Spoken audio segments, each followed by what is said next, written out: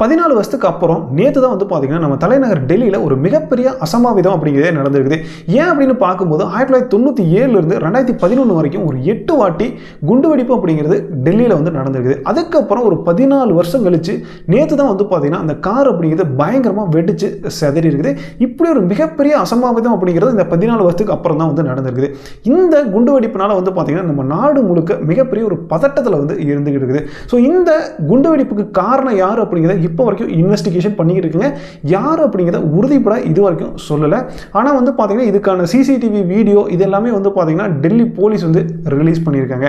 இந்த குண்டுவெடிப்பு நடக்கிறதுக்கு ஒரு 3 வாரத்துக்கு முன்னாடி சில விஷயங்கள்லாம் வந்து நடந்திருக்குது. இதை வந்து காஷ்மீர் போலீஸ் வந்து பார்த்தீங்கன்னா கண்டுபிடிச்சு ஒரு மிகப்பெரிய விஷயத்தை வந்து பார்த்தீங்கன்னா அதாவது இந்த குண்டுவெடிப்போட ஒரு மிகப்பெரிய சம்பவம்லாம் நடக்க இருந்ததை தடுத்திருக்காங்க அப்படின்னே சொல்லணும். உண்மையிலுமே அவங்களெல்லாம் வந்து பார்த்தீங்கன்னா பாராட்டி தான் ஆகணும். ஸோ இந்த குண்டுவெடிப்பு நடக்கிறதுக்கு முன்னாடி இல்லை இந்த குண்டுவெடிப்பு எப்படி நடந்தது அப்படிங்கிற பற்றி இந்த வீடியோவில் வந்து பார்த்தீங்கன்னா ஒரு ஷார்ட்டாக வந்து பார்த்துடலாம். ஸோ இந்த வீடியோக்குள்ளே போகிறதுக்கு முன்னாடி நம்ம சேனல் நீங்கள் இன்னும் சப்ஸ்கிரைப் பண்ணாமல் பார்த்துக்கிட்டு இருந்தீங்கன்னா மறக்காமல் சப்ஸ்கிரைப் பண்ணிடுங்க. வாங்க வீடியோக்குள்ளே போகலாம். ஸோ நேற்று ஒரு 6:52 மணி அளவில் வந்து பார்த்தீங்கன்னா சாயந்தரம் ஒரு கார் அப்படிங்கிறது செங்கோட்டைக்கு பக்கத்தில் இருக்கிற செங்கோட்டை மெட்ரோ ஸ்டேஷன் பக்கத்தில் ஒரு டிராஃபிக்கில் வந்து பார்த்தீங்கன்னா மெதுவாக போய்கிட்டு இருந்தப்ப திடீர்னு வெடிச்சு செதறிடுது. இந்த கார் வந்து வெடிச்சு செதற பக்கத்தில் இருந்த நிறைய வெஹிக்கிள் எல்லாமே வந்து பார்த்தீங்கன்னா தீ பிடிச்சி பயங்கரமாக வந்து எரிஞ்சுது. இதில் நேற்று வந்து பார்த்தீங்கன்னா ஒருவர் தான் பலி அப்படின்னு சொல்லிக்கிட்டு இருந்தாங்க. ஆனால் இன்னைக்கு வந்து பார்த்தீங்கன்னா அஃபீஷியலாக ஒரு 13 பேர் வந்து இறந்துட்டதாகவும் ஒரு 20 பேருக்கு மேலே வந்து பார்த்தீங்கன்னா காயம் ஆயிடுச்சு அப்படின்னு சொல்லியும் வந்து தெரிவிச்சிருக்காங்க.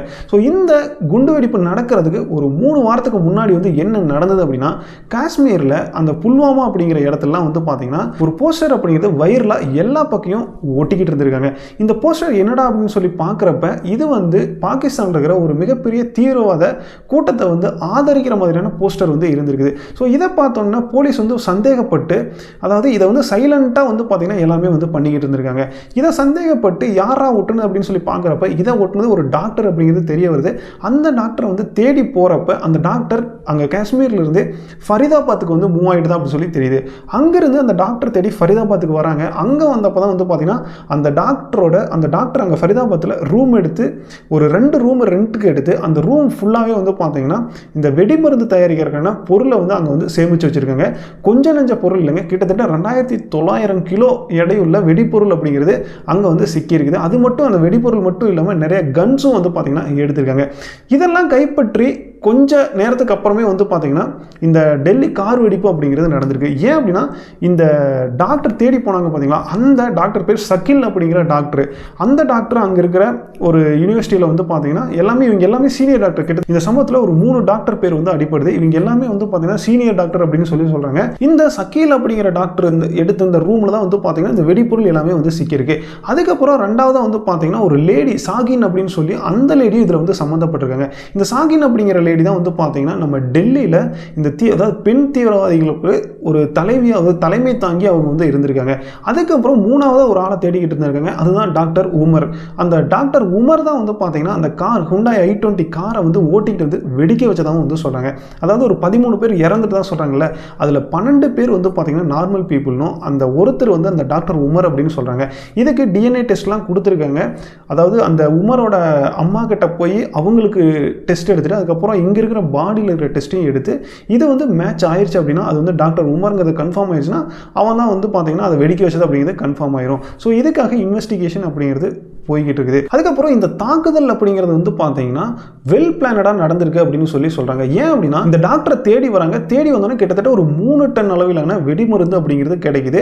ஸோ இந்த வெடிமருந்து கிடைச்ச ஒரு 2-3 மணி நேரத்துக்குள்ளே வந்து பார்த்தீங்கன்னா டெல்லியில் ஒரு முக்கியமான பிளேஸில் வந்து பார்த்தீங்கன்னா இந்த வெடிப்பு அப்படிங்கிறது நடக்குது. இந்த வெடிப்புக்கு வந்து என்ன பயன்படுத்துகிறாங்க அப்படின்னு சொல்லி பார்க்குறப்ப ஃபியூல் டேங்க்ல வந்து அமோனியம் நைட்ரேட் வந்து கலந்த ஃபியூல் அப்படிங்கிறது தெரிய வருது. ஆனால் அக்யூரேட்டாக இன்னும் எதை வச்சு வெடிக்க வச்சாங்கிறது இப்போ வரைக்கும் வந்து பார்த்தீங்கன்னா தெரியாமல் தான் வந்து இருந்துக்கிட்டு. ஸோ இருந்தாலும் ஒரு பிஸியான பிளேஸில் இவங்க வெடிக்க வச்சு ஒரு மிகப்பெரிய ஒரு 12 பேர் அப்படிங்கிறது ஒரு மிகப்பெரிய உயிர் தானே.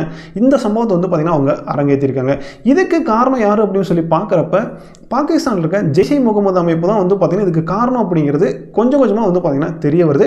இன்னும் இதுக்கப்புறம் தான் வந்து பார்த்தீங்கன்னா இன்வெஸ்டிகேஷனில் என்ன அப்படிங்கிறது தெளிவாக வந்து தெரிய வரும். ஸோ இந்த சம்பவத்தை வச்சு நம்ம பிரதமர் மோடி அதுக்கப்புறம் அமித்ஷா இவங்க எல்லாமே இதுக்கு பின்னாடி இருக்குங்களே நாங்கள் சும்மா விட மாட்டோம், கண்டிப்பாக இதுக்கு வந்து பார்த்தீங்கன்னா தக்க பதிலடி வந்து இருக்கும், இதுக்கு காரணமான ஒருத்தரையும் நாங்கள் உயிரோட விட மாட்டோம் அப்படின்னு பகிரங்கமாக வந்து பார்த்தீங்கன்னா இதை வந்து சொல்லியிருக்காங்க. இந்த சம்பவம் நடந்ததுக்கப்புறம் இன்னைக்கு பாகிஸ்தானில் ஒரு குண்டுவெடிப்பு அப்படிங்கிறது நடந்திருக்கு. அந்த குண்டுவெடிப்புலையும் கிட்டத்தட்ட ஒரு 12 பேர் உயிரிழந்ததாகவும் ஒரு 20 பேர் காயமடைஞ்சதாகவும் வந்து சொல்கிறாங்க. ஏன் அப்படின்னா நம்ம இந்தியாவை சுற்றி இருக்கிற எல்லா நாடுமே வந்து பார்த்திங்கன்னா இதுக்கு வருத்தத்தை வந்து தெரிவிச்சுட்டு இருக்காங்க, ஒரே ஒரு நாட்டை தவிர. அந்த ஒரு நாடு யாருன்னா பாகிஸ்தான் தான்.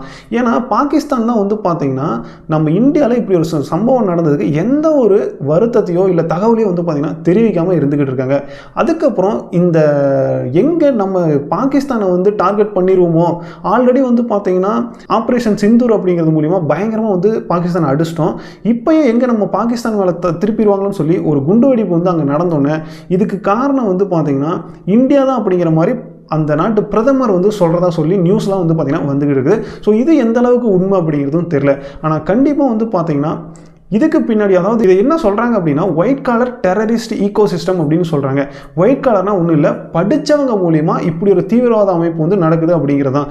அதாவது அந்த காலத்தில் தான் வந்து பார்த்திங்கன்னா படிக்காமல் எல்லோரும் வந்து இருந்தாங்க, ஈஸியாக அவங்கள வந்து பிரெயின் வாஷ் பண்ணி அவங்கள தீவிரவாதிகளாக மாற்றி இந்த மாதிரி ஏவி விட்டுக்கிட்டு இருந்தாங்க.